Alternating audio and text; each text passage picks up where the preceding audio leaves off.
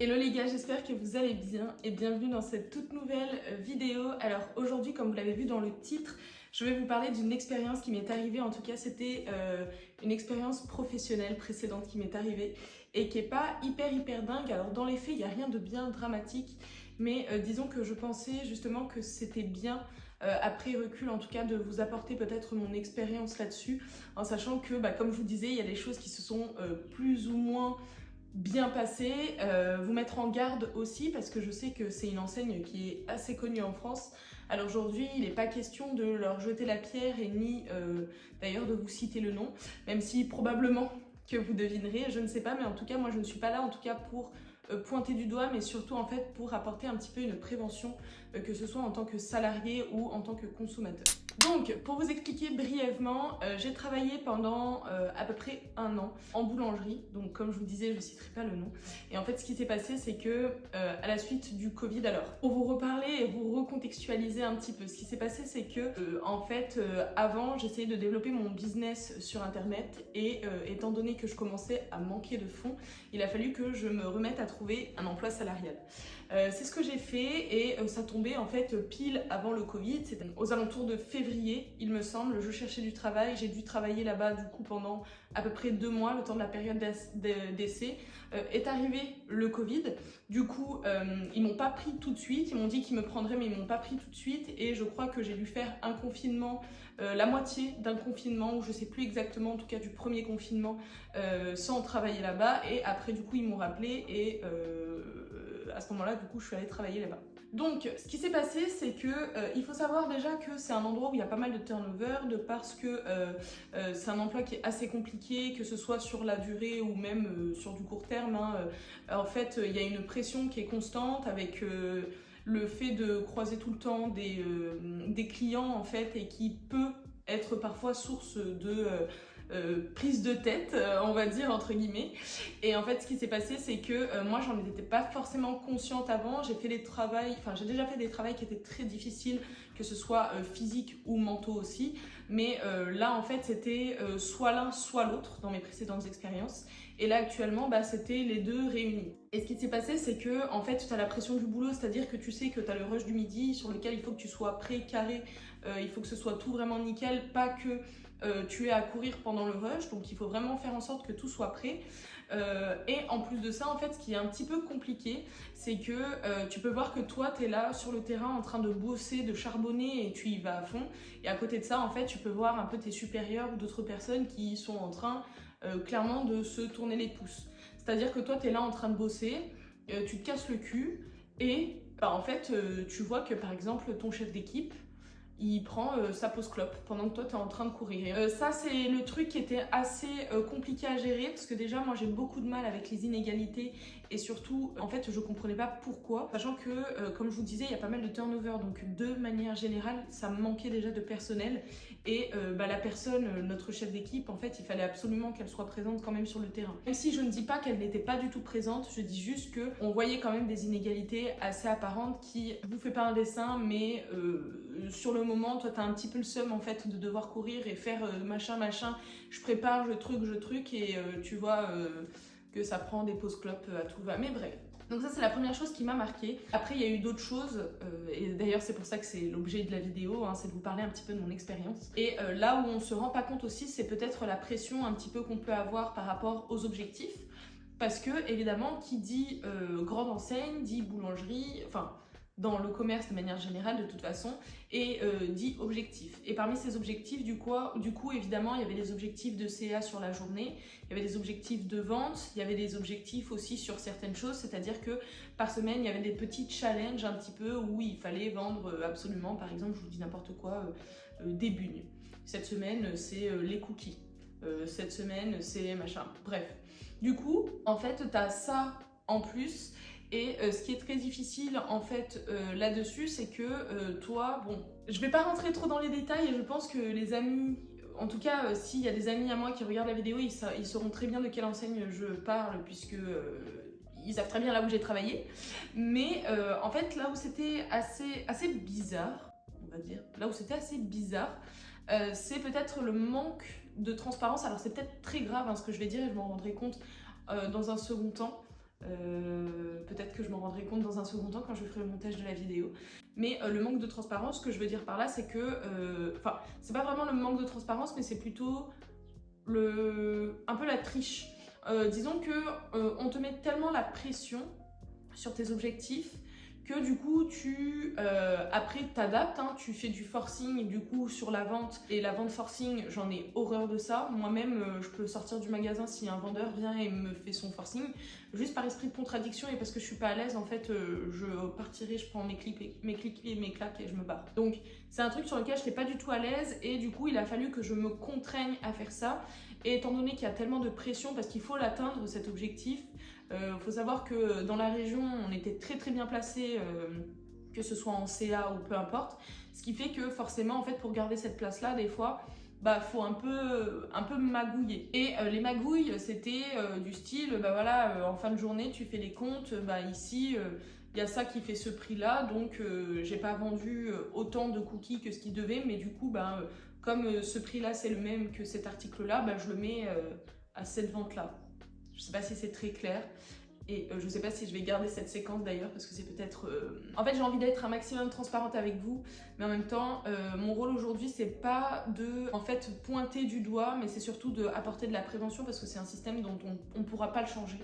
On pourra pas le changer parce que c'est pas forcément la faute de telle ou telle personne, c'est le truc qui est comme ça. C'est comme si demain t'allais te plaindre à ta prof en cours de pas qu'elle ne t'apprenne pas comment, je te dis n'importe quoi moi, remplir une fiche de paie. Tu te plains de ça, mais c'est pas elle qui a créé le système éducatif, donc ça n'a pas trop de sens. Donc je veux pas taper aujourd'hui sur les doigts des personnes qui m'ont mis la pression, puisque je sais que cette pression là c'était pas eux directement qui me la mettaient, mais c'était parce que eux avaient une pression supplémentaire sur les épaules. Donc voilà.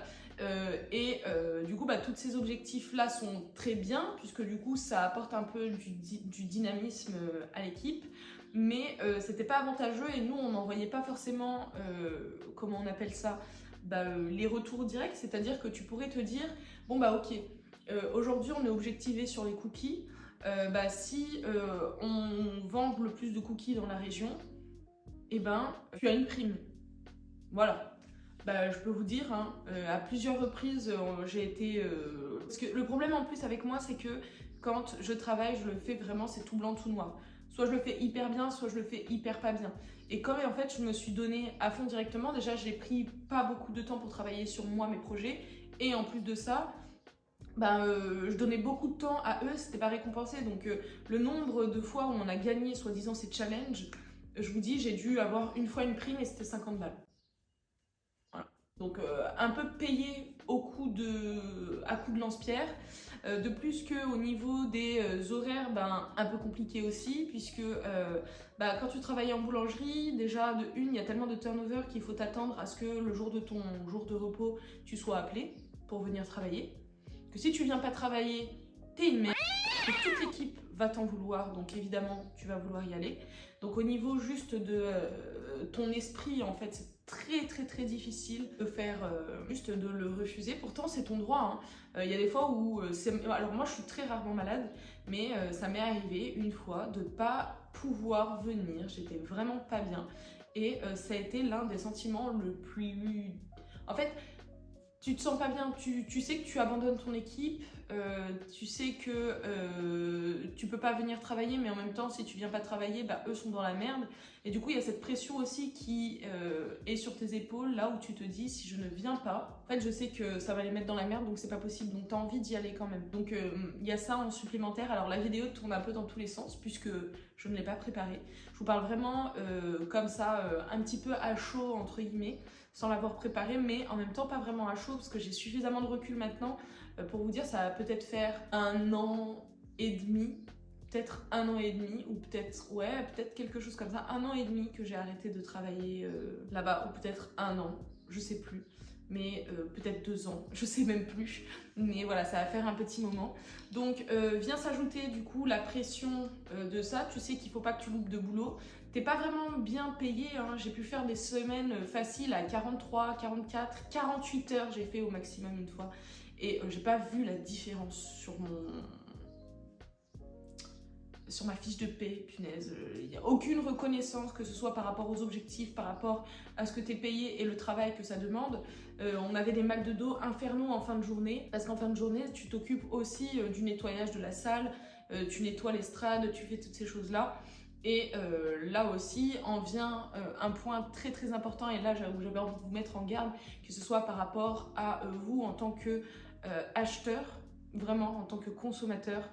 Il y a des enseignes pour lesquelles on se dit que les normes sanitaires sont en effet respectées, d'accord, mais il y a des magouilles, il peut y avoir des magouilles, c'est-à-dire que normalement, en principe, il faut se renseigner, mais il y a des endroits dans lesquels, donc en majorité c'est pour l'alimentaire, il y a des endroits pour lesquels tu peux retrouver des bacs à même le sol, alors que c'est interdit. À partir du moment où c'est le sol, c'est là où tu marches, il peut y avoir des merdes, c'est normal. Il peut y en avoir des merdes, c'est normal. Et du coup, c'est interdit de poser des choses par terre, mais tu vas le retrouver. Faites attention à ce genre de choses aussi. Parfois, on se dit, en magasin, je préfère que la vendeuse me serve, par exemple, avec des pinces. Sauf que la pince, peut-être qu'elle est tombée par terre et que comme il n'y a pas assez de pinces, il n'y a pas assez de pinces, voilà, juste, ils n'achètent pas assez de pinces. Manque de budget, donc on fait des économies, il y a 5 pinces, très bien, 5 pinces, ok. Les pinces tombent par terre, t'as pas le temps avec le rush d'aller laver ta pince, du coup tu la récupères et tu la réutilises après. Une pince par terre où on vient te servir après, c'est dégueulasse, je vous le dis, c'est dégueulasse. Et vous le savez, j'ai pas besoin de vous faire un dessin pour que vous puissiez le comprendre, c'est dégueulasse. Autre chose qui est très dégueulasse, c'est parfois de se dire, je préfère que la vendeuse me serve, je vous dis n'importe quoi, avec des gants. Très bien, mais est-ce que la vendeuse s'occupe également de la monnaie? Parce que toucher la monnaie et toucher la bouffe, c'est difficile. Mais le problème, c'est qu'en fait, c'est un engrenage qui est assez compliqué, étant donné que ça manque de personnel. Une vendeuse, je ne blâme pas du tout les vendeurs, hein. C'est pas du tout mon objectif, c'est surtout de vous rendre compte à quel point en fait c'est compliqué. Comme il y a du turnover parce que le boulot est très difficile et qu'il y a beaucoup de pression, bah évidemment des fois manque de personnel. Parce que manque de personnel, bah du coup parfois la vendeuse va aussi faire la caisse, mais du coup comme elle fait aussi la vente et la caisse, elle peut toucher avec ses mains la bouffe et l'argent. Très difficile. Y a un truc qui a été mis en place et qu'il devrait mettre en place dans tous les commerces comme ça, c'est directement les machines qui récupèrent la monnaie. Parce que ça évite à la vendeuse de toucher la machine. Déjà, il n'y a pas d'erreur sur la caisse, donc ça arrange de ouf les gérants. Et en plus de ça, chose qui est trop cool, c'est que du coup, toi, tu es avec une vendeuse qui te sert sans qu'il y ait forcément l'argent, parce que l'argent, c'est un peu sale. Donc ça, c'est les choses, voilà. Mais dans l'ensemble, l'expérience que j'ai eue dans cette boulangerie est mi-bien, mi-mauvaise. J'ai voulu partir très très rapidement parce que tout simplement, j'ai compris que par rapport à mes objectifs, j'atteindrais pas ce que je voudrais là-bas.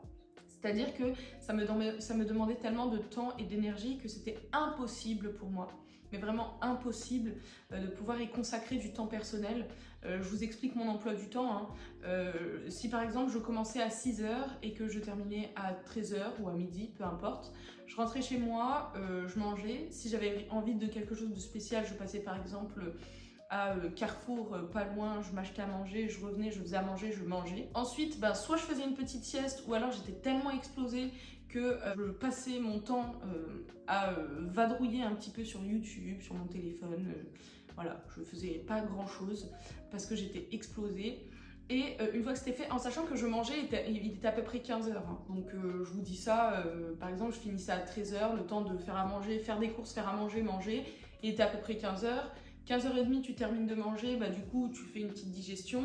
T'es un peu fatigué parce que du coup, t'as ta journée dans les pattes. Parce qu'en plus, chose que je ne vous disais pas, c'est que à cette boulangerie, il y avait tellement de rush que je faisais facilement 10 km par jour. Et ça, c'est pas une vanne parce que du coup, avec mon Apple Watch, bah, je voyais le nombre de kilomètres que j'avais par jour et ça. Et du coup, bah, en fin de journée, forcément, t'es explosé. Donc après ton repas, t'as envie de te reposer. Donc soit tu fais une sieste, soit tu fais pas une sieste parce que tu sais que ce soir tu vas être morte. Si tu fais une sieste et que le lendemain tu repars pareil à 6h ou alors à 13h mais jusqu'à 21h. Et à ce moment-là, ce qui se passait, c'est que la fin de journée arrive, tu t'endors hyper tôt et le lendemain, tu repars. En fait, c'est un rythme qui n'était pas viable pour moi puisque en fait, ça allait à l'encontre même de mes objectifs.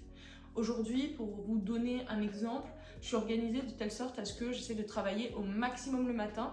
Pour vous dire, je me réveillais à l'époque, c'est là le parallèle que je trouve dingue, c'est qu'à l'époque, je me réveillais à 5h30 pour partir à 5h45, arriver là-bas à 6h et commencer à travailler à 6h. J'étais explosée. J'étais pas plus productive que ça, parce que moi j'avançais pas dans mes projets et en plus de ça, je marchais 10 km tous les jours, donc c'est bien, j'ai perdu du poids, mais c'est la seule chose positive qui m'est arrivée. J'ai aussi pris du recul par rapport au boulot salarial. Je pense qu'il y a une bonne chose là-dessus, c'est que si j'avais pas eu cette expérience, peut-être que je me bougerais un peu moins les fesses aujourd'hui par rapport à mes projets, donc ça c'est vraiment le point positif que je peux en retenir. Après, du coup, comme je vous disais, naturellement, aujourd'hui, pour faire le comparatif, je me réveille à 5h30, 6h. Des fois, bon, en ce moment, je me lève plutôt à 6h30 parce que je me couche un petit peu tard.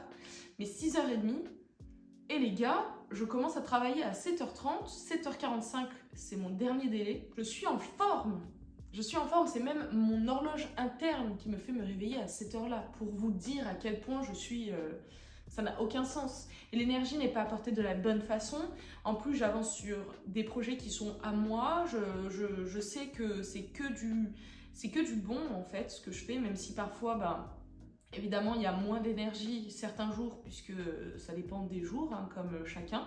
Mais il y a une grosse différence entre se lever à 5h30 pour aller travailler au charbon et 5h30 pour travailler pour ses projets, pour travailler à son compte, bref, c'est complètement différent. Et je terminerai sur ce point-là. Comme je vous disais tout à l'heure, ça m'y a fait penser là, parce que du coup, je vous disais justement que, en fait, il y avait une chose du coup qui m'avait aidée par rapport à cette expérience-là, c'était aujourd'hui comment, justement, j'amenais les choses, c'est-à-dire que je pourrais, bon après je suis de nature à relativiser aussi beaucoup, mais je pourrais me dire c'est la pire expérience du monde, franchement j'aurais préféré ne pas la vivre. Bien au contraire, aujourd'hui il y a pas mal de choses et pas mal de recul aussi qui me permettent complètement de relativiser, mais qui me permettent de me dire aussi que c'était une étape qu'il fallait absolument que je fasse, parce que à l'époque en fait je savais pas exactement où est-ce que je mettais les pieds, je savais pas exactement ce que j'avais envie de faire aussi. Mes idées créatives étaient très limitées puisque justement j'étais un peu perdue par rapport à mon champ de vision, je savais pas vraiment ce que je voulais faire, je savais exactement où je voulais aller, mais le fait de tester beaucoup de choses, et puis j'avais un petit peu ce truc là aussi du il faudrait tester ça, et puis si ça marche pas je teste ça, et puis si ça marche pas je ferai ça, et sauf qu'en fait j'étais pas assez patiente dans mes démarches, et du coup je trouve que déjà j'ai réussi à avoir une certaine discipline grâce à ce travail. Pour ça j'en suis extrêmement reconnaissante. Parce que du coup le fait de faire un travail qui est difficile mentalement et physiquement, tu sais, même si j'avais du mal vers la fin à avancer sur mes projets, mais au début en tout cas je savais que c'était en faisant un petit peu tous les jours, même si j'arrivais pas à le faire tout le temps à la fin, encore une fois, mais je savais que c'était en faisant un petit peu tous les jours que j'arriverais en tout cas à atteindre mes objectifs. Et ça c'est un truc que j'avais du mal à comprendre avant, parce que pour moi il fallait que j'y consacre un maximum de temps, ce qui est complètement faux. En fait, ce qui est complètement faux. Donc ça, c'est un truc que j'ai pu voir par rapport à ce boulot. Deuxième chose que j'ai réussi à avoir aussi, c'est choisir exactement là où je vais me manger. Parce que quand on a les dessous un petit peu de ces endroits-là, alimentaires, qu'on sait un petit peu comment est gérée la vaisselle, les machins, etc., etc. Alors c'est très difficile, et encore une fois, je ne blâme pas les vendeurs directement, parce que des fois, c'est assez compliqué. Mais disons que moi qui suis assez pointilleuse sur le nettoyage, la bouffe, les trucs, je suis un peu matrixée, hein. Je suis pas vraiment hypocondriaque, mais je suis à la limite d'être hypocondriaque. Je pense que je l'ai été dans une période de ma vie, mais ça va mieux. Honnêtement, je sais maintenant où est-ce que je vais et où est-ce que je ne vais pas. Alors aujourd'hui à Maurice c'est un petit peu plus compliqué parce que t'as pas la vision de toute façon de tout, mais il y a des endroits pour lesquels voilà, j'ai encore un petit peu du mal, mais parce que de cette expérience je sais que j'ai pas envie de manger un truc où c'est tombé par terre en fait, frérot, ça me... Non, c'est mort. Donc il y a ça. Également, la gestion de la pression, ça m'a beaucoup aidé. Le fait d'être multitask, alors moi j'ai toujours réussi à faire plusieurs choses en même temps. Donc ça c'est un truc top, tip top. Mais la gestion de la pression que j'avais du coup parce que j'ai fait une première partie où j'étais simple vendeuse entre guillemets et après je suis devenue responsable également. J'ai géré une équipe plutôt. Et du coup en fait la pression c'est moi qui la vivais directement. Mais en fait j'ai réussi en fait j'ai appris à bien la gérer, à savoir exactement ce qu'il fallait que je fasse, il fallait que je n'oublie rien. Et plus encore, j'étais performante. Donc ça c'est un truc aussi qui m'a beaucoup aidée et que j'ai appris sur moi-même, que j'ai appris aussi sur moi-même. Donc très satisfaite de ça. Et je pourrais vous en citer d'autres, hein, des choses qui m'ont beaucoup aidée par rapport à ça. Mais voilà, par rapport à mon expérience.